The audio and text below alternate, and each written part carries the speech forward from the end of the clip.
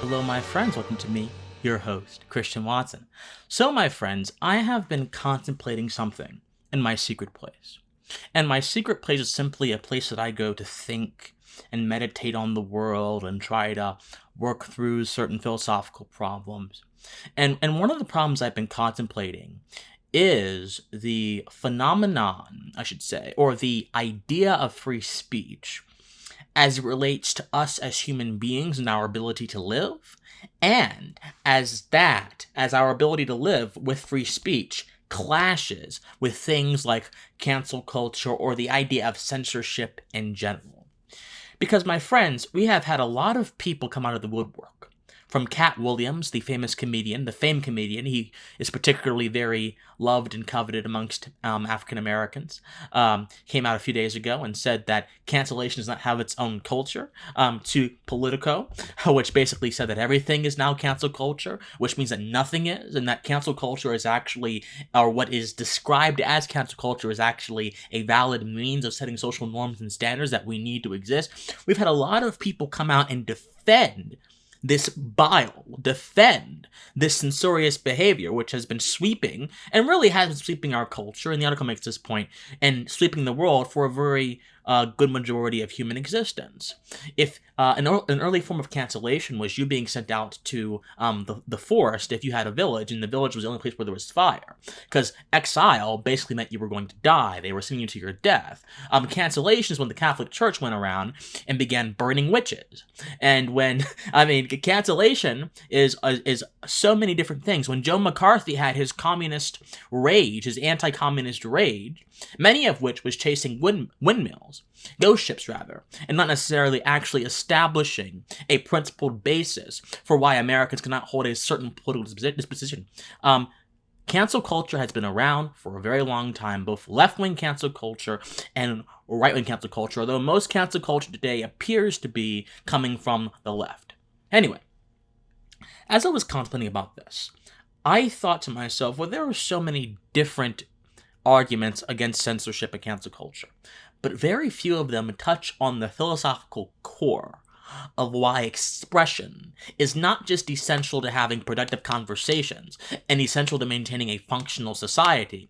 Expression itself is essential to understanding and interacting with life in the fullest extent, and get this, it's also essential to our ability to exchange error for truth.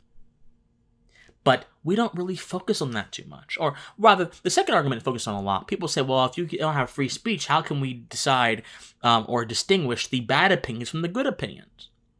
So I want to take this a little bit deeper. I want to actually show you guys why expression is so essential to everything we hold dear in this life. Why expression is so essential to having a holistic idea of knowledge. And why censorship, almost every single kind of censorship, or perhaps every single kind of censorship, does indeed impair us in some way, shape, or form. So, John Stuart Mill, who sounded a lot like a classical Enlightenment liberal in On Liberty, which is the book I'm about to quote, but as towards the end of his life sounded much more like a socialist, he once said something that I think is very important, and it really forms the basis, and it really forms the sort of content of a lot of watered-down pro-free speech arguments. He said this in On Liberty. He said this following phrase.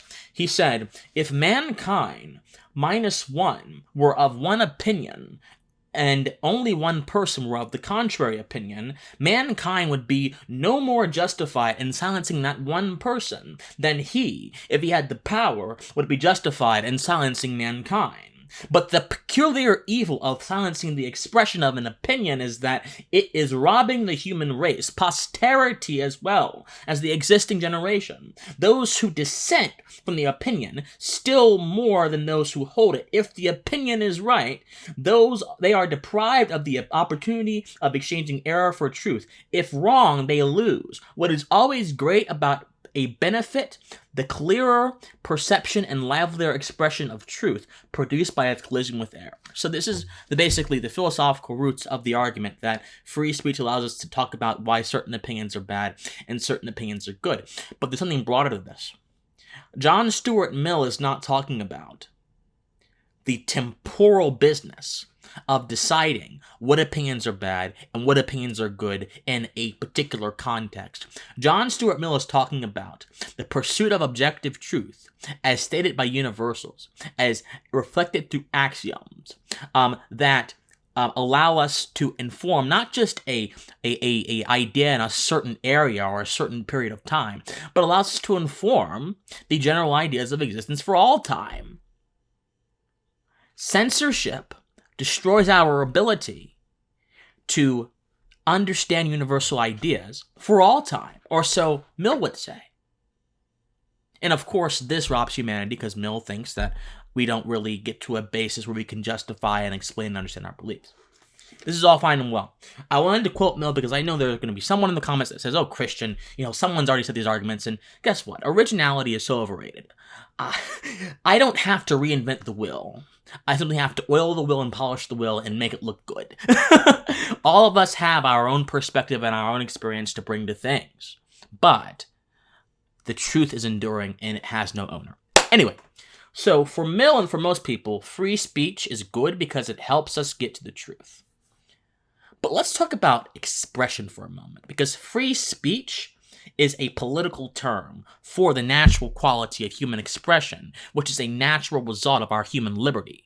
We have the human liberty, which enables our capacity to reason and to act, and all of those things which tie directly into our ability to express things.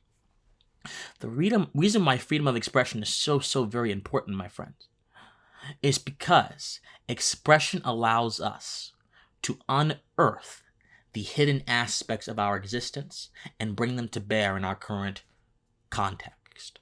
What do I mean? Follow me here. Life is a material pursuit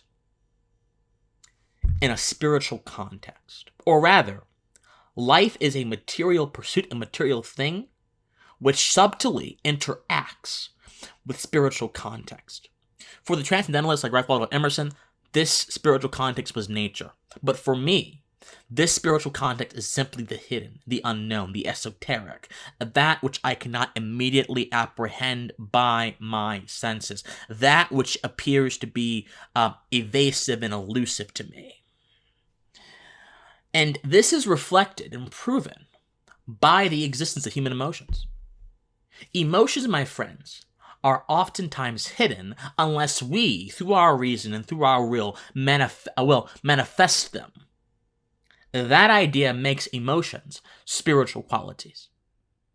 If I cannot express my emotions, or my values rather, because human beings are also vessels for values to manifest, we are also vessels for principles to manifest. And if we were not able to express those things fully, even in a context in which actions not happen, when simple expression happens, we cannot live in harmony with ourselves. If we can't live in harmony with ourselves, life becomes a chaotic sputter, a chaotic spiral downward. It becomes nothing more than incoherence. The natural law theorists, who form the intellectual basis of the American experiment, were very clear. Aimé Vital, who was a student of Hugo Grotius, and Grotius himself influenced John Locke and Thomas Jefferson and James Madison. Vital's argument was that the reason why we follow the natural law, the reason is because it allows us to harmonize our existence. It's not this abstract idea that some professor came up with. No, it is the very real and concrete stuff of making sure that you make sense with yourself. Expression is not just about deciding what is right and what is wrong, what is the truth. Expression is about you making sense with your existence. And guess what? Through a lot of life, a lot of our problems is that we don't make sense with our existence. Oh, what am I going to be when I grow up? Okay, you get past that point out of your adolescence. Okay, well, I'm not satisfied doing this. Okay, society is pulling me this way. Okay, my parents are pulling me this way. Okay, government's pulling me this way. Okay, well, what about this? Okay, I don't want to take risks. All this stuff that besets and besieges all of us every day is evidence of a mind that does not harmonize with itself. And if you destroy my ability to express myself, if you limit my ability, either through social pressure or governmental pressure, through cancel culture or through regulations, to express myself, you are making the precondition of my life, harmony, impossible to obtain. Everything in this world has to harmonize with itself on some level. Even if it's not the most ultimate level, on some level. The American experiment was established by people who harmonized with themselves, recognized their divine worth as human beings, and enshrined that worth into the form of a government which formed a nation, which is the greatest example of the protection of individual rights in the history of this world. So when you talk about free speech, don't you dare say, well, we have to decide what ideas are good or bad. That is simple, watered-down crap. You have to decide, through expression, how to harmonize yourself in accordance with your nature, in accordance with your reason, so that you can even have a context in which discussions can happen in the first place. Self-harmonization literally precedes everything. And those spiritual values, if we never manifested them, our life would not be as rich as it is right now. The richness of life and the need for self-harmonization are the two philosophical reasons as to why free expression is so important. Now, this is a very short video. I will explain this concept later in a longer video. However, my friends, I want you to think on this stuff. I have a locals now. I will put it link in the below in the description. Patreon.com/officialstevewatson or PayPal, officialstevewatson@gmail.com. I love you guys so much. Please like, share, subscribe, and comment on this video. We need this message to get out there. But until next time, my friends, I love you guys so much. And please stay pensive. Bye, guys.